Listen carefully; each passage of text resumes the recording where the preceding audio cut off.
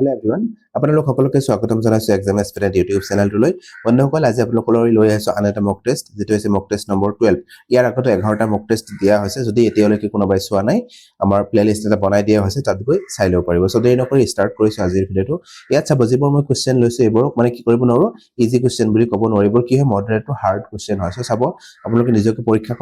কৰক আপোনালোকে কিমান মানে ভালকে পঢ়িছে বা কিমানটা শুদ্ধ কৰিব পাৰে। সো আপোনালোকে ভালকে কোৱেশ্চনবোৰ চাব আৰু সোৱাৰ পিছত মানে কেনেকুৱা ধৰণৰ পালে বা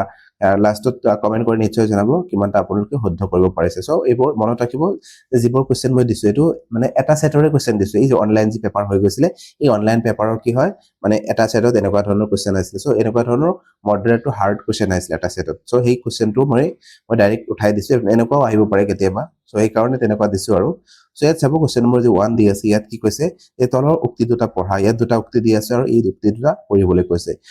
উক্তি 1ত কি কৈছে চাব যে মৌন পদ্ধতি দা সাইলেন্ট ৱে ভাষা শিকনৰ এক মানসিক কাৰ্যকলাপ হিচাপে স্বীকাৰ কৰে। ইয়াত কৈছে মৌন পদ্ধতি বা সাইলেন্ট ৱে ভাষা শিক্ষকৰ বা ভাষা শিকনৰ এক মানসিক কাৰ্যকলাপ হিচাপে কাম কৰে। তাৰ মানেটো ইয়াত কি চাব যে মৌন পদ্ধতি যেটো আছে সাইলেন্ট ৱে বা মৌন পদ্ধতি এটো কি হয় শ্ৰেণীকোঠাত এজন শিক্ষক কৈছে সাপোজ আৰু ষ্টুডেন্ট সকলে কি কৰিছে তাত আছে থাকিবই আৰু কি কৰিছে শিক্ষকজনে কিবা কৈ আছে তেওঁলোকক কিবা শিকাই আছে ভাষাৰ বিষয়ে শিকাই আছে আৰু ছাত্ৰ ছাত্ৰীসকল কি কৰিছে একেবাৰে মৌনভাৱে শুনি আছে আৰু যেতিয়া তেওঁলোকে মৌনতা অৱলম্বন কৰি শিকি থাকিব বা শুনি থাকিব তাৰ পিছতে তেওঁলোকে সেই ভাষাটোৰ বিষয়ে নলেজ লাভ কৰিব পাৰিব বা জ্ঞান লাভ কৰিব পাৰিব আৰু এই সাইলেন্ট ৱেটো বহুত গুৰুত্বপূৰ্ণ হয়। আমি যদি ক্লাছৰুমত যোৱাৰ লগে লগে ষ্টুডেন্টসকল চিঞৰ বাখৰ কৰি থাকে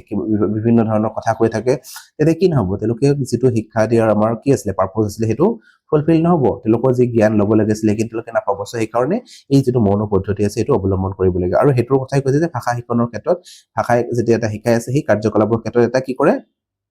মানসিক কাৰ্যকলাপ হিচাপে কাম কৰে। সো আমি যদি চাব যাও এই নম্বৰটো শুদ্ধ হ'ব। বিত কি কৈছে চাব যে মৌন পদ্ধতিত শিক্ষাৰ্থীজন এজন বিজ্ঞানী বা অন্বেষণকাৰী এই যে মৌন পদ্ধতি আছে এই মৌন পদ্ধতি কি কৰিছে তেওঁলোকে মনে মনে শুনি আছে আৰু অকল শুনিয়ে থকা নাই তেওঁলোকে অন্বেষণ কৰি আছে টিচাৰজনে যে কিবা কৈ আছে এইখিনিতেও মানে মগজুত বিভিন্ন ধৰণৰ মানে তাত কাম চলি আছে অন্বেষণটো কৰি আছে বা বিজ্ঞানী হিচাপে কাম কৰি আছে। সো ইয়াত হেতুৱে কৈছে তাৰ পিছত কৈছে যিয়ে অভিজ্ঞতা আৰু সুযোগৰ ভিত্তিত আৰু তেওঁ কি কৈছে যেতিয়া টিচাৰ এজনে অভিজ্ঞতা মানে দিছে তেওঁ কিবা কিবি শিকাইছে সেই অভিজ্ঞতা আৰু তেওঁৰ যি বুজাবুজি বা বুজাৰ যি স্তৰ আছে সেই বুজাবুজি স্তৰ কি কৰিছে গঢ়ি তুলিছে ইয়াত। সো আমি যদি চাব যাও অপচন যেটো বি দি আছে এটোও শুদ্ধ উত্তৰ হ'ব। সো এতিয়া আমি চাব লাগিব যে এ আৰু বি দুটাই শুদ্ধ পালো। সো এতিয়া বি টো এ ৰ ব্যাখ্যা কৰিছে নেকি। সো আমি যদি চাব যাও ইয়াতে মৌন পদ্ধতিৰ কথা দি আছে ন আৰু ইয়াতেও চাব মৌন পদ্ধতিৰ কথাই কোৱা হয়। সো এই কাৰণে আমি চাব পাৰো যে এ আৰু বি দুটাই শুদ্ধ আৰু কি হৈছে বি টো হৈছে এ ৰ ঠিক আছে বি টো হৈছে এ ৰ শুদ্ধ কাৰক। ইয়াত কৈছে যে এ হৈছে বি ৰ কাৰক। সো আমি ক'ব পাৰো তেনেকুৱাকে দুটাই পৰস্পৰ কি হয় ন। সো আমি যদি চাব যাও অপচন যেটো 3 দি আছে এটোই হ'ব ইয়াৰ শুদ্ধ উত্তৰ। এতিয়া আইছো নেক্সট কোৱেশ্চনটোলৈ কোৱেশ্চন নম্বৰ 2 কোৱেশ্চন নম্বৰ 2 ত কি কৈছে চাব ভাষাৰ শ্ৰেণীকোঠাত শিক্ষক আৰু শিক্ষাৰ্থীৰ মাজত সম্পৰ্ক কেনেকুৱা হোৱা উচিত। মানে এটা ভাষাৰ শ্ৰেণীকোঠা আছে সেই শ্ৰেণীকোঠাটোত এজন শিক্ষক আৰু শিক্ষাৰ্থীসকলৰ মাজত সম্পৰ্কটো কেনেকুৱা হোৱা উচিত কৈছে। অপচন নম্বৰ 1 ত কৈছে যে শিক্ষকজন ব্যাখ্যা কৰক আৰু শিক্ষাৰ্থীজন শ্ৰোতা হোৱা উচিত। ইয়াত শিক্ষকজনে অকল ব্যাখ্যা কৰি যাব আৰু শিক্ষাৰ্থীসকল কি কৰি থাকিব একেবাৰে নীৰৱ শ্ৰোতা হিচাপে শুনি থাকিব। সো ইয়াত যদি আমি চাব যাও যে লেকচাৰ মেথড আছে ইয়াত লেকচাৰ মেথডৰ ব্যৱহাৰ কৰাৰ মানে কোৱা হৈছে আৰু ইয়াত এটো বিহেভিয়ৰালিষ্টৰ মানে বিহেভিয়ৰিষ্ট যি আছে আচৰণবাদী আছে তেওঁলোকৰ লগত জড়িত হয়। তাৰ মানে কি ইয়াতে যে শিক্ষকজন কিবা মানে জগৰ নিচিনাকে জ্ঞান দি আছে আৰু ছাত্ৰ ছাত্ৰীসকল কি টেবুলাৰ আছে বা খালী স্লাইড বুলি কোৱা হৈছিলে মানে আচৰণবাদীসকলক কৈছিলে আৰু কি কৰিছে এই খালী স্লাইডটো ভৰাই আছে কোনে মানে শিক্ষকজনে জগ আৰু মগৰ নিচিনা মানে জগৰ পৰা পানী ঢালি ঢালি মগত দিয়া হৈছে মানে শিক্ষকজনে জ্ঞান তেওঁলোকক কি কৰিছে ছাত্ৰ ছাত্ৰীসকলক বিলাই দিছে। সো আমি যদি চাব যাও আজিকালি তেনেকুৱা ধৰণৰ মানে পদ্ধতি নচলে কনষ্ট্ৰাকটিভিষ্ট হয় ন বৰ্তমানৰ যেটো পদ্ধতি চলি আছে। দুইত কৈছে শিক্ষকজন ক্ষমতাশালী আৰু শিক্ষাৰ্থীজন মৌনতা গ্ৰহণ কৰা উচিত। ইয়াত কৈছে শিক্ষকজন ক্ষমতাশালী শিক্ষকে যি ক'ব সেইটোৱে হ'ব লাগিব ছাত্ৰ ছাত্ৰীসকলৰ কোনো মানে পাৰ্টিসিপেশন তাত নাথাকিব পাৰে। সো তেনেকুৱা ধৰণৰ শিক্ষকজন ক্ষমতাশালী বুলি কৈছে। আমি যদি চাব যাও এটোও শুদ্ধ নহব। তিনিত কৈছে শিক্ষক আৰু শিক্ষাৰ্থী ইজনে সিজনৰ অংশীদাৰ বা সহযোগী হোৱা উচিত। ইয়াত যদি আমি চাব যাও এই যে শ্ৰেণীকোঠা আছে এই শ্ৰেণীকোঠাটো কেনেকুৱা ধৰণৰ হ'ব লাগে কোঅপাৰেটিভ শ্ৰেণীকোঠা হ'ব লাগে। মানে টিচাৰে কিবা বুজাই দিছে ছাত্ৰ ছাত্ৰীসকলে যেতিয়া শুনি আছে নীৰৱভাৱে শুনি আছে আৰু শুনাৰ পিছত কি কৰিব লাগিব তেওঁ ইন্টাৰেক্ট কৰিব লাগিব ছাৰজনৰ লগত। এইখিনি যদি কিবা বস্তু বুজি পোৱা নাই ছাৰক সুধিব যে ছাৰ এইটো বস্তু মই বুজি নাপালো বা কেনেকুৱা ধৰণৰ হয় আকৌ কি কৰিব টিচাৰজনে ভালকে বুজাই দিব। সো এইটো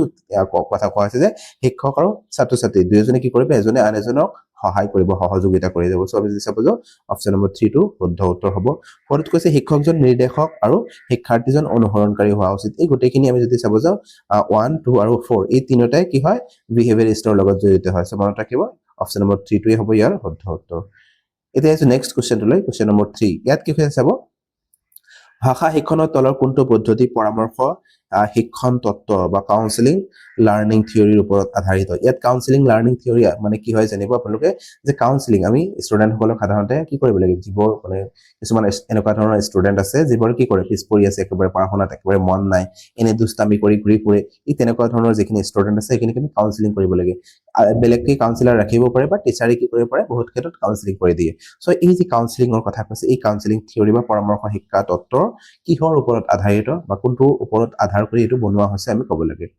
অপচন নম্বৰ 1 ত কৈছে কাৰ্যভিত্তিক ভাষা শিক্ষণ টাস্ক বেস কি কৰাইছে ল্যাঙ্গুৱেজ লাৰ্নিং ইয়াত কি কৰা হ'ব টাস্ক বেস বুলি কোৱাৰ লগে লগে বা কাৰ্যভিত্তিক বুলি কোৱাৰ লগে লগে এটা কাৰ্য দিয়া হ'ব ছাত্ৰ ছাত্ৰীসকলৰ মাজত এটা কাৰ্য ভগাই দিয়া হ'ব আৰু সেই কাৰ্যৰ আধাৰত তেওঁলোকে কি কৰিব মানে কাম কৰি থাকিব বা সেই কাৰ্যটোলৈকে সম্পূৰ্ণ কৰিবলৈ চেষ্টা কৰিব সো ইয়াক আমি কাৰ্যভিত্তিক ক'ব পাৰো কিন্তু ইয়াত চাব ইয়াত কাৰ্যভিত্তিক হৈছে নে 2 নম্বৰত কৈছে যে পাঠ্য সামগ্ৰী ভিত্তিক ভাষা শিক্ষণ ইয়াত কৈছে যে পৰামৰ্শ যে কি আছে শিক্ষণ তত্ত্ব আছে এটো কি হ'ব পাঠ্য সামগ্ৰীৰ ভিত্তিত হ'ব 3ত কৈছে যে সম্প্ৰদায় ভিত্তিক ভাষা শিক্ষণ আৰু 4ত কৈছে পৰামৰ্শ কোষ বা সাজেষ্টপিডিয়া বা পৰামৰ্শ কোষ কি হয় জানিব যে সাজেষ্টপিডিয়া হৈছে যেতিয়া কোনো এটা পাঠ ছাত্ৰ ছাত্ৰীসকলক শিকাই আছে এটো আমি কেনেকৈ তেওঁলোকক ভালকৈ শিকাব পাৰো আমোদজনকভাৱে আনন্দপূৰ্ণভাৱে তেওঁলোকক যাতে শিকাব পাৰো তেওঁলোকক যাতে জড়িত কৰিব পাৰো তেওঁলোকৰ একেবাৰে কি কৰিব পাৰে আনন্দ মনেৰে বস্তুখিনি গ্ৰহণ কৰিব পাৰে ইয়াক আমি সাজেষ্টপিডিয়া বা পৰামৰ্শ কোষ বুলি ক'ব পাৰো কিন্তু ইয়াত হেতু হোৱা নাই ইয়াত আমি যদি চাব যে 3 নম্বৰ যেটো অপচন দি আছে সম্প্ৰদায় ভিত্তিক ভাষা শিক্ষণ এটো হ'ব ইয়াৰ শুদ্ধ উত্তৰ তাৰ কাৰণটো কি ইয়াত আমি কি কৰিম যে আমাৰ শ্ৰেণী কোঠাটো আছে শ্ৰেণী কোঠা কাউন্সেলিং কৰি আছে সাপোজ এই শ্ৰেণী কোঠাটো কি কৰা হ'ব কমিউনিটি হিচাপে ধৰা হ'ব বা এটা সম্প্ৰদায় হিচাপে ধৰা হ'ব এই সম্প্ৰদায় হিচাপে ধৰি আমি কি কৰিম মানে তেওঁলোকক কাউন্সেলিং কৰি যাম সো আমি যদি চাব যে অপচন নম্বৰ 3 টো ইয়াৰ শুদ্ধ উত্তৰ এতিয়া আছে নেক্সট কোৱেশ্চনটো লৈ কোৱেশ্চন নম্বৰ 4 কোৱেশ্চন নম্বৰ 4 ত কি হৈছে চাব সমগ্ৰ পাঠ্যক্ৰমত ভাষা ল্যাঙ্গুৱেজ এক্ৰছ দা কাৰিকুলাম মূল কেন্দ্ৰবিন্দু কিহৰ ওপৰত হোৱা উচিত ইয়াত কৈছে যে সমগ্ৰ পাঠ্যক্ৰমতে ভাষা যে আছে এটো কেনেকুৱা ধৰণৰ হয় বা ল্যাঙ্গুৱেজ এক্ৰছ দা কাৰিকুলাম ইয়াৰ মূল কেন্দ্ৰবিন্দু কিহৰ ওপৰত মানে হোৱা উচিত বুলি কৈছে আমাক অপচন নম্বৰ 1 ত কৈছে সকলো শ্ৰেণীতে প্ৰধানকৈ ভাষা শিক্ষণ মানে সকলোবোৰ যে শ্ৰেণী আছে সকলো শ্ৰেণীতে যে আমি ভাষা শিকাই থাকো এটোৰ কথা কৈছে ইয়াত মানে সকলো শ্ৰেণীৰ কথা কোৱা নাই নহয় ইয়াত কৈছে যে সমগ্ৰ পাঠ্যক্ৰমত ভাষা সো আমি যদি চাব অপচন 1 টো শুদ্ধ নহব 2ত কৈছে সকলো বিষয়ৰ সহায়ত ভাষা শিক্ষণ আমি যদি চাব যাও মানে সমগ্ৰ পাঠ্যক্ৰম বুলি কোৱাৰ লগে লগে যিখিনি বিষয় আমি ছাত্ৰ ছাত্ৰীসকলক পঢ়াই থাকো এই গোটেইখিনি বিষয় কি আমি কৰো ভাষাৰ জৰিয়তে শিকাই থাকো না সাপোজ মই কৈছো সোশ্যাল সায়েন্স হ'ব পাৰে বা সায়েন্স হ'ব পাৰে বা যিকোনো ম্যাথ হ'ব পাৰে এই গোটেইখিনি সাবজেক্ট কি কৰা হয় ভাষাৰ জৰিয়তে যিকোনো এটা ল্যাঙ্গুৱেজ হ'ব পাৰে ইংৰাজীত হ'ব পাৰে অসমীয়াত হ'ব পাৰে বা আন কিছুমান ভাষা আছে এই গোটেই মানে বেহিবোৰ ভাষাত হ'ব পাৰে সো আমি এটা ভাষাৰ জৰিয়তে কি কৰো এই গোটেইখিনি শিক্ষা দিও সো এই কাৰণে সমগ্ৰ পাঠ্যক্ৰমতে কি হয় ভাষা এটা জড়িত হৈ থাকে সো এই কাৰণে আমি অপচন নম্বৰ 2 আছে এটো মানে শুদ্ধ হ'ব 3ত কৈছে বিশেষ অধিৱেশন বা শ্ৰেণীসমূহত মানে ভাষা শিক্ষণ মানে বিশেষভাৱে তেনেকুৱা ধৰণৰ কিবা এটা শ্ৰেণী আছে স্পেশাল সেশন আছে তাতে আমি ভাষা শিকিম নেকি আমি গোটেইখিনি পাৰ্ট যে পঢ়িম আমি বিষয় যে আছে এই গোটেইখিনি বিষয় ভাষাৰ লগতে জড়িত ভাষাৰ জৰিয়তে আমি শিকাই থাকিম অপচন নম্বৰ 2 টো ইয়াৰ শুদ্ধ উত্তৰ এতিয়া আছে নেক্সট কোৱেশ্চনটো লৈ কোৱেশ্চন নম্বৰ 5 কোৱেশ্চন নম্বৰ 5 ত কি হৈছে চাব যে এগৰাকী শিক্ষকে নিজৰ শ্ৰেণীত এই ড্ৰিল বা অভ্যাসটো কৰাই আছে মানে এনেকুৱা ধৰণৰ এটা ড্ৰিল বা প্ৰেক্টিস কৰাই আছে ছাত্ৰ ছাত্ৰীসকলৰ মাজত এটো কি যে হিৱাই এখন চিঠি লিখিছিল মানে হিৱাই কি কৰিছিল চিঠি লিখিছিল তেও কালি এই চিঠিখন লিখিছিল আৰু এই চিঠিখন কেতিয়া লিখিছিল কালি লিখিছিল হিৱাই উপন্যাসখন সম্পূৰ্ণ পঢ়ি শেষ কৰিছিল তেও কালি এইখন সম্পূৰ্ণ পঢ়ি শেষ কৰিছিল মানে ইয়াত যে কৈছে যে ইয়াত শিক্ষক গৰাকী কি কৰাইছে এই যে তেওঁলোকক কি কৰিছে এটা শব্দ মানে তেওঁলোকক কি কৰিছে শিকাই আছে আৰু শব্দটো সাপোজ কি কৈছে এটা শিকা মানে হিৱাই এখন চিঠি লিখিছিল আৰু এই যে তেওঁ চিঠি লিখিছিল বুলি কোৱাৰ লগে লগে তাৰ নেক্সট বাক্যটো কি কৈছে তেওঁ কালি এই চিঠি লিখিছিল বা এই চিঠিখন লিখিছিল তেওঁ কি কৰিছিল চিঠি এখন লিখিছিল ঠিক কিন্তু এই চিঠিখন কেতিয়া লিখিছিল কালি লিখিছিল ইয়াত কি কৰিছে চাব অলপ ডিফাৰেন্স এটা কৰি দিছে ডিফাৰেন্স কৰি দি কি কৰিছে ইয়াৰ অৰ্থটো হলনি কৰি পেলাইছে মানে বাক্যটো কেনেকুৱা ধৰণৰ গঠন হৈছে মানে ইয়াত হেতু টিচাৰজনে দেখুৱাব বিচাৰিছে সো গোটেইখিনি এটাই শব্দ কিন্তু মানে এটা বাক্যই কোৱা নাই মানে দুটা বাক্য মানে বেলেগ বেলেগ ধৰণে কোৱা হৈছে সো ইয়াতে সো হেতু কি কৰিছে বাক্য কেনেকৈ আমি গঠন কৰিব লাগে তাৰ লগত জড়িত কিছুমান মানে বস্তু শিকাইছে তেওঁলোকক ইয়াত অপচন নম্বৰ 1 ত কৈছে সংৰচনাত্মক অভ্যাস বা ষ্ট্ৰাকচাৰ ষ্ট্ৰাকচাৰ ড্ৰিল ইয়াত যদি আমি চাব যে ষ্ট্ৰাকচাৰ বাক্য এটা কেনেকৈ গঠন কৰোঁ আমি ষ্ট্ৰাকচাৰ মানে সেইটো হয় ন যে কেনেকৈ আমি বাক্য এটা গঠন কৰিব পাৰোঁ বা সেই শব্দবোৰ লগ লগাই কেনেকৈ আমি বাক্য বনাব পাৰোঁ যে এটা শব্দ মানে পৰিৱৰ্তন কৰি দিয়াৰ লগে লগে বাক্যটোৰ অৰ্থ কেনেকুৱা ধৰণৰ পৰিৱৰ্তন হৈ গ'ল এই নিয়মখিনি যেতিয়া শিকোৱা হ'ব তাক আমি কি বুলি ক'ব পাৰোঁ সংৰচনাত্মক অভ্যাস বুলি ক'ব পাৰোঁ দুইত কৈছে কাৰ্যাত্মক অভ্যাস ইয়াত কিবা এটা কাৰ্য দিয়া হৈছে সেই কাৰ্যটোৰ লগত অভ্যাস কৰিবলৈ কোৱা হৈছে চ' আমি যদি চাব যে ইয়াত তেনেকুৱা ধৰণৰ কাৰ্য দিয়া হোৱা নাই তেওঁলোকে এটা বাক্য কি কৰিছে বা কেইটামান বাক্য শিকাই আছে তিনিত কৈছে কাৰ্যাত্মক সম্প্ৰেষণাত্মক অভ্যাস বা কি কৰিছে যে কাৰ্য কৰিছে আৰু কাৰ্য কৰাৰ লগে লগে সম্প্ৰেষণ কৰিছে এজনে আন এজনৰ লগত সম্প্ৰেষণ কৰিছে চ' ইয়াতো তেনেকুৱা ধৰণৰ হোৱা নাই মানে টিচাৰে কৈ গৈছে আৰু সেইখিনি কি কৰিছে ড্ৰিল কৰি আছে তেওঁ ষ্টুডেণ্টখিনিয়ে তাৰপিছত কৈছে সামাজিক অন্তঃক্ৰিয়া অভ্যাস ইয়াত মানে সামাজিক আমি এজনে আন এজনৰ লগত কেনেকুৱা ধৰণৰ ইণ্টাৰেক্ট কৰোঁ ভাষা কওঁ তাৰ অভ্যাস কৰা হৈছে চ' আমি যদি চাব যে এইবোৰ শুদ্ধ নহ'ব অপশ্যন নম্বৰ যিটো 1 দি আছে ষ্ট্ৰাকচাৰ মানে সংৰচনাত্মক অভ্যাস এইটোৱে হ'ব ইয়াৰ শুদ্ধ উত্তৰ চ' কি কৰিছে ইয়াত কেনেকৈ আমি শব্দবোৰ বনাই বা এটা বাক্য গঠন কৰোঁ মানে এটা শব্দ চেঞ্জ কৰি দিয়াৰ লগে লগে যে বাক্যটো সলনি হৈ যায় এইটো ইয়াত মানে বুজাব বিচাৰিছে অপশ্যন নম্বৰ 1টোৱে সেইকাৰণে শুদ্ধ উত্তৰ এতিয়া আহিছোঁ নেক্সট কুৱেশ্যনটোলৈ কুৱেশ্যন নম্বৰ 6 কুৱেশ্যন নম্বৰ 6ত কি কৈছে চাব যে শিক্ষাৰ্থীসকলে কৰ্তৃবাচ্য বা এক্টিভ ভয়েছৰ পৰা কৰ্মবাচ্যলৈ বা পেছিভ ভয়েছলৈ সলনি কৰাৰ অসুবিধা পাইছে ইয়াত কৈছে এক্টিভ ভয়েছৰ পৰা পেছিভ ভয়েছলৈ ছাত্ৰ ছাত্ৰীসকলে কি কৰিছে এটা বাক্য সলনি যে কৰিব লাগে তাৰ ক্ষেত্ৰত অসুবিধা পাইছে তেওঁলোকে শিক্ষাৰ্থীসকলৰ এই সমস্যাটো বুজি পাই শিক্ষকগৰাকীয়ে কামটোৰ সৈতে জড়িত কিছুমান ইংগিত আৰু আৰ্হি দেখুৱাই দিয়ে আৰু কি কৰিছে শিক্ষকগৰাকী এই তেওঁলোকৰ অসুবিধা এটা সৃষ্টি হ'ল এই যাতে অসুবিধাটো নাথাকে তাৰ কাৰণে কি কৰিছে কিছুমান ইংগিত দিছে হিণ্টছ কিছুমান দিছে তেওঁলোকক আৰু সেই হিণ্টছৰ জৰিয়তে তেওঁলোকে কি কৰিছে দেখুৱাই দিছে যাতে তেওঁলোকক বহুত ধুনীয়াকৈ এইটো সলভ কৰিব পাৰে তাৰপিছত কৈছে এই সহায় ভিত্তিক শিক্ষাৰ্থীসকলে সমগ্ৰ অনুচ্ছেদটো কৰ্তৃবাচ্যৰ পৰা কৰ্মবাচ্যলৈ সলনি কৰে আৰু এই যে অলপ স্কেপ ফল্ডিং দিলে বা অলপ সহায় যে কৰি দিলে এই সহায়ৰ ফলত কি হ'ল তেওঁ গোটেই যিখিনি পাঠ দিছিলে সেইখিনি কৰ্তৃবাচ্যৰ পৰা কৰ্মবাচ্যলৈ বা এক্টিভৰ পৰা পেছিভলৈ তেওঁলোকে সলনি কৰিব পাৰিছে এইটো কাৰ উদাহৰণ এই যে কিটো দিছে মানে এই বাক্যটো যে কৈছে বা এই কুৱেশ্যনটো যে কৈছে এইটো কোনজনৰ উদাহৰণ আমি ধৰিব পাৰোঁ অপশ্যন নম্বৰ 1ত কৈছে জিন পিয়াজে আমি নিশ্চয় জিন পিয়াজেৰ বিষয়ে পাইছো ন জিন পিয়াজে কি কৰিছিলে ভাষাৰ কিছুমান কথা কৈছিলে যে প্ৰথমে আমাৰ জ্ঞানাত্মক বিকাশ হ'ব প্ৰথমে আমাৰ কি কৰে মানে জ্ঞান হ'ব বা আমি বিচাৰ আমাৰ আহিব আৰু সেই বিচাৰৰ পিছতে আমাৰ কি হ'ব ভাষা আমাৰ আহিব চ' তেনেকুৱা ধৰণৰ ইয়াত হোৱা নাই ন তাৰপিছত কৈছে ক্লেচনৰ তত্ত্ব ষ্টেফেন ক্লেচনৰ ছেকেণ্ড লেংগুৱেজ একুইজিশ্যনৰ তত্ত্ব ইয়াত হৈছে জানো সেইটোও হোৱা নাই ইয়াত ছেকেণ্ড লেংগুৱেজ একুইজিশ্যন তত্ত্ব কি আছে যে আমি এটা ভাষা যেতিয়া শিকি থাকোঁ সেই ভাষাটো শিকাৰ কাৰণে যদি আমি তেনেকুৱা ধৰণৰ উপযুক্ত পৰিৱেশ এটা দিব পাৰোঁ তেতিয়া এই ছেকেণ্ড লেংগুৱেজটো আমি কি কৰিব পাৰোঁ আহৰণ কৰিব পাৰোঁ যেনেকুৱা ধৰণৰ আমাৰ মাতৃভাষাটো আমি আহৰণ কৰিছিলোঁ ঠিক তেনেকুৱাকৈ চ' ইয়াত তেনেকুৱা ধৰণৰ পজিশ্যন মানে দিয়া হোৱা নাই ন তাৰপিছত কৈছে ব্ৰুনাৰৰ তত্ত্ব মানে ব্ৰুনাৰো কি কৰিছিলে স্কেপ ফল্ডিং যিটো শব্দ আছে স্কেপ ফল্ডিং এই স্কেপ ফল্ডিং শব্দটো প্ৰথমে ব্ৰুনাৰে আগবঢ়াইছিলে কিন্তু এইটো আগবঢ়াই লৈ কোনে গৈছিলে বাইগটস্কি বাইগটস্কি যি ছ'চিঅ' কালচাৰেল থিয়ৰী আছিলে এই কালচাৰেল থিয়ৰীতে কি কৰিছিলে এই স্কেপ ফল্ডিং যিটো ধাৰণা আছে গোটেইখিনি তেওঁ বহুত ধুনীয়াকৈ আলোচনা কৰিছিলে আৰু তেওঁই কৈছিলে যে যেতিয়া আমি ছাত্ৰ ছাত্ৰীসকলক কোনো এটা বস্তু তেওঁ পৰা নাই অলপ সুবিধা কৰি দিছোঁ বা অলপ হিণ্টছ দিয়া গৈছে তেতিয়া তেওঁ বহুত ধুনীয়াকৈ এইখিনি কৰিব পাৰিছে চ' আমি যদি চাব যাওঁ অপশ্যন নম্বৰ যিটো 4 দি আছে এইটোৱে হ'ব ইয়াৰ শুদ্ধ উত্তৰ এতিয়া আহিছোঁ নেক্সট কুৱেশ্যনটোলৈ কুৱেশ্যন নম্বৰ 7 কুৱেশ্যন নম্বৰ 7ত কি কৈছে চাব এগৰাকী শিক্ষয়িত্ৰীয়ে শিক্ষাৰ্থীসকলক কিছুমান ইংগিত যেনে কাহিনীৰ শিৰোনাম কাহিনীৰ চৰিত্ৰ থিম বা মূল ভাৱ তাৰপিছত কৈছে শেষাংশ আৰু বাৰ্তাৰ আধাৰত এটি কাহিনী সম্পূৰ্ণ কৰিবলৈ কৈছে কি কৰিছে কিছুমান হিণ্ট দিছে কিছুমান ইংগিত দিছে আৰু এই ইংগিতৰ জৰিয়তে কি কৰিছে এটা মানে পাঠ সম্পূৰ্ণ কৰিবলৈ কৈছে বা কোনো এটা কাৰ্য দিছে সেই কাৰ্যটো সম্পূৰ্ণ কৰিবলৈ কোৱা হৈছে ইয়াত শিক্ষাৰ্থীসকলক কোন প্ৰকাৰৰ কাৰ্যকলাপত জড়িত হৈ পৰিছে এই যে শিক্ষকগৰাকীয়ে তেনেকুৱা ধৰণৰ জড়িত কৰালে এইটো কেনেকুৱা ধৰণৰ কাৰ্যকলাপৰ সৈতে তেওঁ জড়িত হৈছে অপশ্যন নম্বৰ 1ত কৈছে কাৰ্যাত্মক নিৰ্মাণবাদ 2ত কৈছে সামাজিক নিৰ্মাণবাদ 3ত কৈছে ব্যৱহাৰবাদ আৰু 4ত কৈছে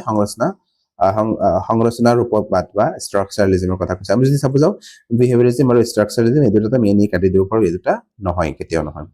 ইয়াত যদি আমি চাওঁ কি কৰিছে এজন শিক্ষয়িত্ৰীয়ে কিছুমান ইংগিত দিছে আৰু সেই ইংগিতৰ জৰিয়তে কি কৰিছে এটা পাঠ তেওঁলোকক বা এটা কাহিনী তেওঁলোকক সম্পূৰ্ণ কৰিবলৈ দিছে চ' ইয়াত যদি চাব যাওঁ ইয়াত সামাজিক নিৰ্মাণবাদ হোৱা নাই ছ'চিয়েল কনষ্ট্ৰাকটিভিষ্ট ইয়াত হোৱা নাই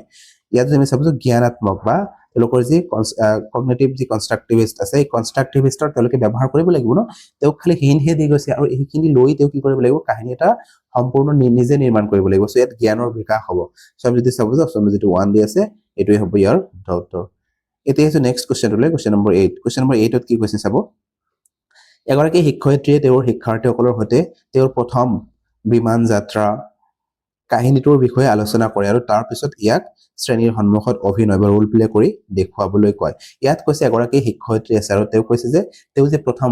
বিমানত যাত্ৰা কৰিছিলে এৰোপ্লেনত যে যাত্ৰা কৰিছিলে সেই যাত্ৰাটো কেনেকুৱা ধৰণৰ আছিলে এই কাহিনীটো মানে সম্পূৰ্ণ ছাত্ৰ ছাত্ৰীসকলৰ লগত আলোচনা কৰিলে আৰু আলোচনা কৰাৰ পিছত কৈছে এই যিটো মই কাহিনী ক'লো এইটো তোমালোকে কি কৰা ৰোল প্লে কৰি দেখুওৱা মানে মঞ্চস্থ কৰি দেখুওৱা তোমালোকে নিজে অভিনয় কৰি দেখুওৱা বুলি কোৱা হৈছে এই যে শিক্ষক গৰাকী বা শিক্ষয়িত্ৰী গৰাকী যেনেকুৱা ধৰণৰ কাৰ্য কৰিবলৈ দিলে এইখিনিৰ কথা কৈছে শিক্ষাৰ্থীসকলৰ মাজত কি বিকাশ কৰিব বিচাৰিছে তেওঁ কোনটোৰ বিকাশ কৰিব বিচাৰিছে অপশ্যন নম্বৰ 1ত কৈছে সৃষ্টিশীলতা ইয়াত যদি আমি চাব যাওঁ তেওঁলোকক যদি কোনো এটা পাঠ তেনেকুৱা দিয়া হয় বা কাহিনী এটা কৰি দিয়া হয় আৰু এইটো যদি কি কৰিব লাগে ৰোল প্লে কৰিব লাগিব মঞ্চস্থ কৰিব লাগিব অভিনয় কৰি দেখুৱাব লাগে তেতিয়া সৃজনশীলতা তেওঁলোকৰ লাগিবই ক্ৰিয়েটিভিটি লাগিবই কেনেকুৱা উপস্থাপন কৰিব সেইখিনি তেওঁলোকৰ লাগিব আমি যদি চাব যাওঁ এইটো শুদ্ধ হ'ব বিত কৈছে সম্প্ৰেষণাত্মক বা যোগাযোগ কমিউনিকেশ্যন তেওঁলোকৰ হ'ব লাগিব ন যেতিয়া ডায়লগবোৰ ক'ব তেতিয়া কি হ'ব এজনে আন এজনৰ লগত কথা পাতিব লাগিব ন ডায়লগ ক'ব লাগিব আমি যদি চাব যাওঁ এইটো হ'ব মানে সম্প্ৰেষণাত্মক যোগাযোগ হ'ব এইটো তিনিত কৈছে সহযোগিতা কপাৰেশ্যন লাগিব ন এজনে আন এজনক সহায় কৰিব লাগিব বা চৰিত্ৰখিনি আগবঢ়াই লৈ যাব লাগিব আমি যদি চাব যাওঁ সেইকাৰণে সেইটোও শুদ্ধ হ'ব চাৰিত কৈছে সমালোচনামূলক চিন্তা ক্ৰিটিকেল থিংকিং ইয়াত যদি আমি চাব যাওঁ তেওঁলোকৰ ক্ৰিটিকেল থিংকিঙৰ ইয়াত বিকাশ কৰিব বিচৰা হোৱা নাই তাৰ কাৰণটো কি ইয়াত তেওঁলোকক কিবা এটা কাহিনী কৈ দিয়া হৈছে অলৰেডি আৰু সেই কাহিনীটোৰ ওপৰত তেওঁলোকে মানে নাটক এখন কৰিবলৈ দিয়া গৈছে চ' ইয়াত ক্ৰিটিকেল থিংকিং হোৱা নাই ক্ৰিটিকেল থিংকিং হ'লে কি হ'ব কোনো এটা টপিক বিষয় দি দিয়া হ'ব সেই বিষয়টো মানে সপক্ষে বিপক্ষে বা তেনেকুৱা ধৰণৰ যুক্তি দি সেই বিষয়টো আলোচনা কৰিব লাগিব চ' তেতিয়াহে আমাৰ ক্ৰিটিকেল থিংকিং বা সমালোচনামূলক চিন্তা হ'ব চ' আমি যদি চাব যে এ বি আৰু চি এই তিনিটা শুদ্ধ হয় অপশ্যন নম্বৰ 1ত যে দিয়া আছে 1টো ইয়াৰ শুদ্ধ উত্তৰ হ'ব এতিয়া আছে নেক্সট কুৱেশ্যনটোলৈ কুৱেশ্যন নম্বৰ 9 কুৱেশ্যন নম্বৰ 9ত কি কৈছে চাব পৰিস্থিতি ভিত্তিক ভাষা শিক্ষণ চিটুৱেশ্যনেল লেংগুৱেজ টিচিং তলৰ কোনটো ক্ৰমৰ ওপৰত আধাৰিত আমি কৈছো যে চিটুৱেশ্যনেল বা পৰিস্থিতি ভিত্তিক যে ভাষা শিক্ষণ আছে পৰিস্থিতি ভিত্তিক ভাষা শিক্ষণ কি হয় যে মই যেনেকুৱা পৰিস্থিতিত আছো সাপোজ ইয়াত কোৱা হৈছে যে মই এজন ষ্টুডেন্ট হয় মই এজন ষ্টুডেন্ট হিচাপে কি কৰিব লাগিব মোৰ মাক দেউতাক আছে বা মোৰ ভাইটি ভণ্টি আছে লগৰীয়াবোৰ আছে তেওঁলোকৰ লগত কেনেকুৱাকৈ ভাষা ব্যৱহাৰ কৰিম ভাষাটো নিশ্চয় অলপ বেলেগ হ'ব মোৰ আৰু যেতিয়া মই কোনোবা এজন টিচাৰক লগ পাম টিচাৰৰ লগত যেতিয়া মই কথা পাতিম তেতিয়া নিশ্চয় ভাষাটো অলপ হ'লেও পৰিৱৰ্তন আহিব নে নাই সো এই যে সিচুৱেচন হিচাপত মই যে ভাষা ব্যৱহাৰ কৰিব পাৰিছো বা ভাষা যে ক'ব পাৰিছো ইয়াকে কৈছে এইটো কোনটোৰ ওপৰত আধাৰিত হয় আমি ক'ব লাগে বা কোনটো মানে ক্ৰম অনুসৰণ কৰে ইয়াত যদি আমি চাব যাওঁ অপশ্যন নম্বৰ 1 কৈছে প্ৰগ্ৰামিং অভ্যাস আৰু উৎপাদন 2ত কৈছে প্ৰস্তুতি উপস্থাপন আৰু অভ্যাস আমি যদি চাব যাওঁ ইয়াত যে 3 নম্বৰ অপশ্যন দিছে যে উপস্থাপন অভ্যাস আৰু উৎপাদন এই তিনিটাই মানে কি আছে উল্টা পুল্টাকে দিয়া আছে ন প্ৰথমে কি কৰিব লাগিব মানে আমি প্ৰেজেন্ট কৰিব লাগিব ন সাপোজ মই টিচাৰৰ লগতে কথা পাতিছো টিচাৰৰ লগত কথা পতাৰ পিছত কি হ'ব এটো মই প্ৰেজেন্ট কৰিছো মোৰ যিখিনি ভাব আছে মোৰ সেইখিনি ব্যক্ত কৰিছো বা টিচাৰ এজনে কি কৰিছে ষ্টুডেন্টসকলক বস্তু কিবা এটা পঢ়াই আছে তে প্ৰথমে কি কৰিব লাগিব নিজে প্ৰস্তুতিতে ল'ব লাগিব বেলেগ কথা ইয়াত কিন্তু প্ৰস্তুতিৰ কথা কোৱা হোৱা নাই ন সো প্ৰস্তুতি থাকিলেটো প্ৰথমে আহিলে হয় কিন্তু ইয়াত প্ৰেজেন্টেশনৰ কথা আহিছে সো প্ৰথমে কি কৰিব লাগিব তেও ছাত্ৰ ছাত্ৰীসকলৰ নিজে ঘৰত এইখিনি কি কৰিব লাগিব নিজে অলপ চাই চিতি আহিব লাগিব তাৰ পিছত শ্ৰেণী কোঠাটোত সেইখিনি উপস্থাপন কৰিব লাগিব আৰু উপস্থাপন কৰাৰ পিছত তেওঁলোকক কি কৰিব পাৰে মই অভ্যাস কৰিবলৈ দিব পাৰে কোনো এটা পাঠ মই পঢ়াই গলো পঢ়োৱাৰ পিছত কি হৈছে তাত কিছুমান অনুশীলনী দিয়া থাকে সেই অনুশীলনীবোৰ আমি তেওঁলোকক প্ৰেক্টিস কৰাব পাৰো আৰু তাৰ পিছত কি হৈছে উৎপাদন প্ৰডাকশন কৰিবলৈ দিব পাৰে তেওঁলোকক যেখিনি ক'লে হৈ গল মানে আমি আলোচনা কৰিলো গোটেইখিনি হৈ গল তাৰ পিছত তেওঁলোকৰ কি মন্তব্য আছে হেতুৰ ওপৰত তেওঁলোকে কেনেকুৱা ধৰণৰ ভাবিছে এই যে তেওঁলোকে কিবা এটা উৎপন্ন কৰিলে মানে তেওঁলোক মানে কোৱা হল আৰু তেওঁলোকে কি কৰিলে সেই মানে কেনেকুৱা ধৰণৰ বুজিছে বা কি বুজিছে তেওঁলোকৰ মতামত কি এইখিনি যেতিয়া ব্যাখ্যা কৰিব বা তেওঁলোকে যেতিয়া দিব ইয়াক আমি কি বুলি ক'ব পাৰো প্ৰডাকশন বুলি ক'ব পাৰো তেওঁলোকে উৎপন্ন কৰিলে নিজৰ যি মনোভাৱ আছে সেইখিনি সব যদি চাব যে এইটোই হ'ব ইয়াৰ শুদ্ধ ক্ৰম প্ৰথমে উপস্থাপন কৰিব তাৰ পিছত অভ্যাস কৰিব আৰু তাৰ পিছত মানে উৎপাদন কৰিব সো অপশ্যন নম্বৰ 3 টো হ'ব ইয়াৰ শুদ্ধ উত্তৰ এতিয়া আছে নেক্সট কুৱেশ্যনটোলৈ কুৱেশ্যন নম্বৰ 10 কুৱেশ্যন নম্বৰ 10ত কি কৈছে চাব নীতিসমূহ মনত ৰাখি সেই উপাগমসমূহ চিনাক্ত কৰা যিবোৰ এই নীতিসমূহ অনুসৰণ কৰি ইয়াত কিছুমান নীতি দিয়া গৈছে আৰু এই নীতিবোৰ মানে কি কৰিবলৈ কৈছে ভালকৈ চাব কৈছে আৰু কোনটো এই নীতিবোৰ কোনটো ফলো কৰি আমি তলত চাৰিটা অপশ্যন দি আছে তাৰ ভিতৰত কোনটো ফলো কৰিব আমি ক'ব লাগে ইয়াত কি কৈছে চাব যে কথিত আৰু লিখিত সামগ্ৰী গাঁথনি আৰু ব্যাকৰণগত বৈশিষ্ট্যসমূহৰ প্ৰত্যক্ষভাৱে শিক্ষণ দিয়ে ইয়াত কৈছে যে কথিত আৰু লিখিত যিবোৰ সামগ্ৰী আছে বা যিবোৰ কি আছে এইবোৰ গাঁথনি আৰু ব্যাকৰণৰ বৈশিষ্ট্যক আমি কি কৰে প্ৰত্যক্ষভাৱে শিক্ষা দিয়ে বা শিক্ষণ দিয়ে বুলি কোৱা হৈছে 2ত কৈছে সামাজিক আৰু সাংস্কৃতিক প্ৰেক্ষাপটৰ সৈতে কথিত আৰু লিখিত সামগ্ৰীৰ সংযোগ স্থাপন কৰে সামাজিক আৰু সাংস্কৃতিক যি প্ৰেক্ষাপট আছে তাৰ সৈতে কি কৈছে কথিত আৰু লিখিত সামগ্ৰীৰ সংযোগ এটা স্থাপন কৰিব তাৰপিছত কৈছে এনে কাৰ্য কি কৰিছে একক সমূহ বা টাস্ক ইউনিট পৰিকল্পনা কৰা যাৰ মূল কেন্দ্ৰবিন্দু সমগ্ৰ সামগ্ৰীৰ আধাৰত দক্ষতা বিকাশৰ মানে কৰাত ওপৰত গুৰুত্ব দিয়া হয় বা ওপৰত কৰা হয়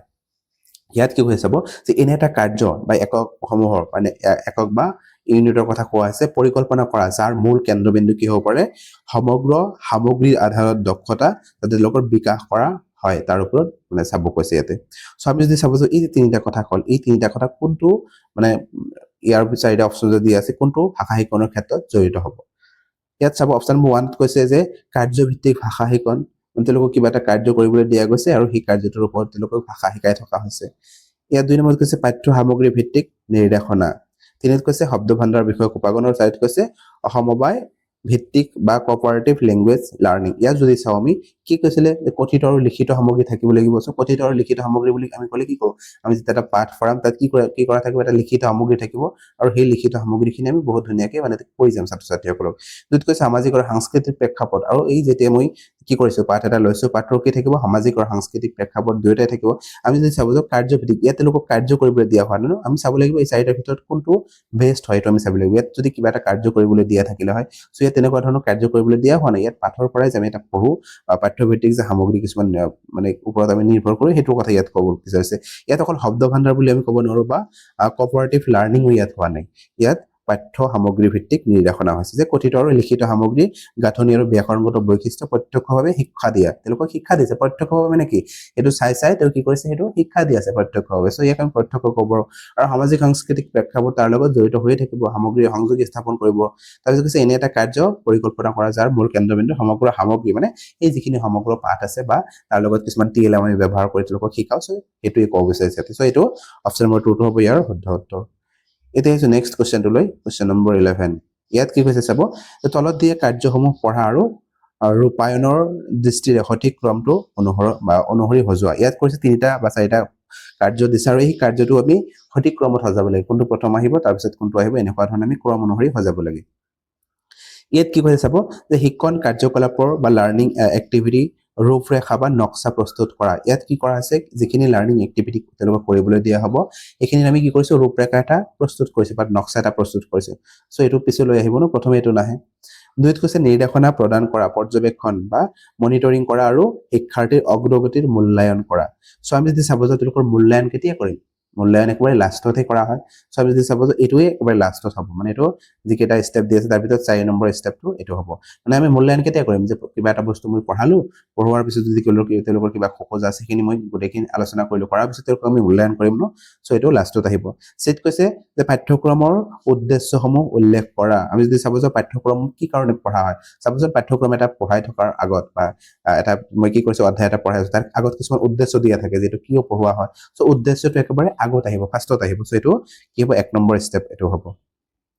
তাৰপিছত কৈছে বিষয় টপিক থিম আৰু পৰিস্থিতিসমূহ চিহ্নিত কৰা সো আপোনালোকে যদি গোটেইখিনি নাজানে এই বি টো জানিছে ন আৰু চাব ইয়াত বি এটা অপচনত দি আছে অপচন নম্বৰ 3 দি আছে সো এই কাৰণে 3 টো ইয়াৰ শুদ্ধ উত্তৰ হ'ব ইয়াত যদি আমি চাও কি আহিব প্ৰথমে সি টো আহিব তাৰ পিছত কি আহিব এই যে দি আছে টপিক বা থিম কি হয় সেই পৰিস্থিতিসমূহ চিহ্নিত কৰিব লাগিব তাৰ পিছত আমি কি কৰিব পাৰো ড্ৰাফটিং কৰিব পাৰো আৰু শেষত আমি কি কৰিম মূল্যায়ন কৰিম সো অপচন নম্বৰ যেটো সি 3 দি আছে এটোৱে ইয়াৰ শুদ্ধ উত্তৰ হ'ব এতিয়া আছে নেক্সট কোৱেশ্চনটো লৈ কোৱেশ্চন নম্বৰ 12 ইয়াত কি কৈছে চাব এজন শ্ৰেণী শিক্ষকৰ মূল দায়িত্ব কি মানে এজন শিক্ষক হিচাপে আপোনাৰ মূল দায়িত্ব কি হ'ব লাগে ইয়াত সুধিছে অপচন নম্বৰ 1 ত কৈছে শিক্ষাৰ্থীসকলৰ সম্প্ৰেষণমূলক বা যোগাযোগমূলক প্ৰয়োজনীয়তাসমূহ চিনাক্ত কৰা মানে ছাত্ৰ-ছাত্ৰীসকলৰ লগত আমি ইন্টাৰেক্ট কৰিব লাগিব বা সম্প্ৰেষণ কৰিব লাগিব বা যোগাযোগ কৰি তেওঁলোকৰ কি প্ৰয়োজনীয়তা আছে বা তেওঁলোকৰ কি বস্তু মানে দিয়াৰ আমাৰ প্ৰয়োজন আছে গোটেইখিনি বস্তু আমি চিনাকি কৰিব লাগিব ন যে কিবা এটা মই পাঠ পঢ়াইছো তেওঁলোকৰ বেলেগ এটা কিবা প্ৰয়োজন আছিল সেই পাঠটো মই পিছত পঢ়ালে হল হয় বা তেওঁলোকৰ মানে যেটো পাঠ পঢ়াইছো এই পাঠটো তেওঁলোকৰ ভালকৈ বুজি পোৱা নাই তাত কেনেকুৱা ধৰণৰ তেওঁলোকৰ প্ৰয়োজন আছে সেইখিনি আমি চিনি পাব লাগিব আৰু চিনি পাই তেওঁলোকক সেই ধৰণে আমি শিক্ষা দিব লাগিব সো আমি যদি চাব যাও অপচন 1 টো পজিটিভ হয় দুইত কৈছে শিক্ষকৰ বাবে প্ৰেক্ষাপট বা সন্দৰ্ভ বাছি লোৱা মানে শিক্ষণৰ বাবে কিছুমান প্ৰেক্ষাপট বা সন্দৰ্ভ আমি বাছি ল'ব পাৰো কিন্তু আমি এই চাৰিটা অপচনৰ ভিতৰত বেষ্টটো চাব লাগিব তিনিত কৈছে বিভিন্ন শ্ৰেণীৰ শিক্ষাৰ্থীসকলক গোটত বিভক্ত কৰা আমি এটোও কৰিব পাৰো বিভিন্ন ধৰণৰ যে শ্ৰেণী ছাত্ৰ-ছাত্ৰী আছে তেওঁলোকক গোটত আমি বিভক্ত কৰিব পাৰো শিক্ষাৰ্থীসকলক নিৰ্দেশনা প্ৰদান কৰা তেওঁলোকক আমি নিৰ্দেশনাও দিব পাৰো কিন্তু আমি যদি চাব যে এই অপচন নম্বৰ যেটো 1 আছে এটো বেষ্ট অপচন আৰু এটোই সেই কাৰণে ইয়াৰ শুদ্ধ উত্তৰ হ'ব এটা কোৱেশ্চন নম্বৰ 14 কোৱেশ্চন নম্বৰ 14 কি কৈছে চাব যে ভাষা আহৰণ বা ভাষা শিকন ইয়াত কৈছে ল্যাঙ্গুৱেজ লাৰ্নিংৰ বাবে অপৰিহাৰ্য কি আমি ক'ব লাগে অপচন নম্বৰ 1 কৈছে যে ভাষাৰ উপাদানসমূহৰ ওপৰত পাৰদৰ্শিতা আমি ভাষাৰ এটা যে উপাদান আছে সেই উপাদানসমূহৰ আমি পাৰদৰ্শিতা কেনেকুৱা ধৰণৰ লাভ কৰিছো এটোক আমি ভাষা আহৰণ বুলি কম তাৰপিছত 2ত কৈছে যে ভাষাৰ নিয়মসমূহ শিক্ষণ বা জ্ঞান মানে ভাষাৰ যিখিনি নিয়ম আছে সেইখিনি আমি শিক্ষা কৰিছো বা জ্ঞান লাভ কৰিছো এইটো আমি কি বুলি ক'ব পাৰো লেংগুৱেজ লাৰ্নিং বুলি কৈছে ন ভাষা আহৰণ বুলি নকয় বা শিক্ষণ আচ্ছা দুয়োটাই কৈছে ভাষা আহৰণ বা শিক্ষণৰ বাবে অপৰিহাৰ্য কি কোনটো হ'ব লাগে কৈছে এইটো ভাষা শিক্ষণৰ লগত জড়িত হ'ব 3ত কৈছে ব্যৱহাৰিক কৌশলসমূহৰ ওপৰত পাৰদৰ্শিতা 4ত কৈছে ভাষাৰ শব্দবোৰ বা অভিধান ৰচনাৰ ওপৰত পাৰদৰ্শিতা সো অভিধান ৰচনাৰ ওপৰত পাৰদৰ্শিতা তেনেকুৱা ধৰণৰ আমি নুবুজো ভাষাৰ এটা আহৰণ বা ভাষা এটা শিক্ষণ বুলি কোৱাৰ লগে লগে ভাষাৰ উপাদানসমূহৰ ওপৰত আমি ভাষাৰ যিখিনি উপাদান আছে সেই উপাদানখিনি আমি কিমান পাৰদৰ্শী হৈছো যেনেকুৱা ধৰণৰ ভাষাৰ উপাদান বুলি কোৱাৰ লগে লগে কি আছে শব্দ কিছুমান প্ৰথমে আমি আখৰ আছে আখৰ বা বৰ্ণ কিছুমান আছে সেই বৰ্ণবোৰ কেনেকুৱা ধৰণৰ হয় আমি চিনি পাব লাগিব তাৰপিছত সেই বৰ্ণখিনি বা যদি আমি ভাষা এটা এনেই স্কুলত যোৱা নাই এনেই শিকি আছো সো সেই বৰ্ণবোৰ আমি প্ৰথমে শুনিম ধ্বনিখিনি শুনিম বা সুৰখিনি কেনেকুৱা ধৰণৰ হয় আমি শুনিব লাগিব ন শুনিম তাৰপিছত সেইবোৰে আমি বাক্য নহয় সৰি কি কৰিম শব্দ কিছুমান গঠন কৰা শিকিম আৰু সেই শব্দবোৰ লগ লগে আমি বাক্য কিছুমান গঠন কৰা শিকিম কি কৰে নাই ভাষা যেতিয়া মই আহৰণ কৰিছো বা ভাষা যেতিয়া শিকিছো এই দুয়োটাৰ ক্ষেত্ৰতে হ'ব যে প্ৰথমে যেতিয়া ভাষা আহৰণ কৰা গৈছে আমি প্ৰথমে গোটেইখিনি বস্তু শুনি থাকিম অবজাৰ্ভ কৰি নিজেই ক'বলৈ চেষ্টা কৰি থাকিম আৰু লাহে লাহে কি হ'ব কিছুমান বৰ্ণ উচ্চাৰণ কৰা যায় যেনেকুৱা ধৰণৰ ছাত্ৰ সৰু কি কৰে শিশুসকলে আ বা বু তেনেকুৱা ধৰণৰ বিভিন্ন ধৰণৰ শব্দ মানে কিছুমান সাউন্ড উলিয়ায় আৰু তাৰপিছত কয় মা আব্বা বা বিভিন্ন ধৰণৰ মানে কি কৰে শব্দ তেওঁলোকে উলিয়াব পৰা হয় আৰু লাষ্টত তেওঁলোকে বাক্য বনাব পাৰে সো আমি যদি চাব যাওঁ অপচন যিটো 1 দি আছে এইটোই ইয়াৰ শুদ্ধ উত্তৰ হ'ব এতিয়া আহিছো নেক্সট কোৱেশ্চনটোলৈ কোৱেশ্চন নম্বৰ 15 কোৱেশ্চন নম্বৰ 15ত কি কৈ আছে যে ভাষা শিক্ষণৰ প্ৰক্ৰিয়াগত প্ৰক্ৰিয়া বা প্ৰচিজাৰেল নলেজ বুলি ক'ব লাগিছে ন সিলেবল বুলি দিছে যে কিহৰ ওপৰত আধাৰিত মানে ভাষাৰ যে প্ৰক্ৰিয়া আছে সেই প্ৰক্ৰিয়াগত পাঠ্যক্ৰমৰ কথা কৈছে এইটো কিহৰ ওপৰত নিৰ্ভৰ কৰিব অপচন নম্বৰ 1ত কৈছে ব্যাকৰণ যে ভাষাৰ যে প্ৰক্ৰিয়া আছে সেই ব্যাকৰণৰ ওপৰত নিৰ্ভৰ কৰিব 2ত কৈছে শব্দ ভাণ্ডাৰ বা ভোকাবুলাৰি আছে এই ভোকাবুলাৰিৰ ওপৰত অকল নিৰ্ভৰ কৰিব 2ত কৈছে টপিক বা বিষয়ৰ ওপৰত আৰু 4ত কৈছে কাৰ্য বা টাস্ক কোনটোৰ ওপৰত নিৰ্ভৰ কৰিব ক'বচোন ইয়াত কি কৈছে প্ৰচিজাৰেল নলেজ বুলি কোৱাৰ লগে লগে কি হ'ব ষ্টেপ বাই ষ্টেপ আমি পাৰ হ'ব লাগিব যিকোনো এটা বস্তু শিকি আছো ষ্টেপ বাই ষ্টেপ যেতিয়া শিকিম এইটো আমি কি কৰিম একেবাৰে বহুত দিনলৈকে মনত ৰাখিব পাৰিম সো ইয়াত মানে পাঠ্যক্ৰমৰ কথা কোৱা হৈছে ন সো আমি যদি চাব যে ইয়াত কি হ'ব টপিক বা বিষয় ইয়াৰ লগত জড়িত হ'ব পাঠ্যক্ৰম বুলি কোৱাৰ লগে লগে কি হ'ব পাঠ্যক্ৰমৰ মাজত টপিকবোৰ আহিব বা বিষয় যিখিনি আছে এই বিষয়খিনি আহিব সো আমি যদি চাব যাওঁ অপচন নম্বৰ যিটো 3 দি আছে এইটোৱে হ'ব ইয়াৰ শুদ্ধ উত্তৰ সো বন্ধু বান্ধৱীসকল আজি এই ভিডিঅ'ত যদি 15টা কোৱেশ্চন আলোচনা কৰিলো যদি ভিডিঅ'টো ভাল পায় লাইক আৰু শ্বেয়াৰ কৰিব আৰু এতিয়াও যদি আমাৰ চেনেলটো সাবস্ক্ৰাইব কৰা নাই সাবস্ক্ৰাইব কৰি কাষত থকা বেল আইকনটো দবাই ৰাখিব ভিডিঅ'টো শেষলৈ চোৱাৰ বাবে ধন্যবাদ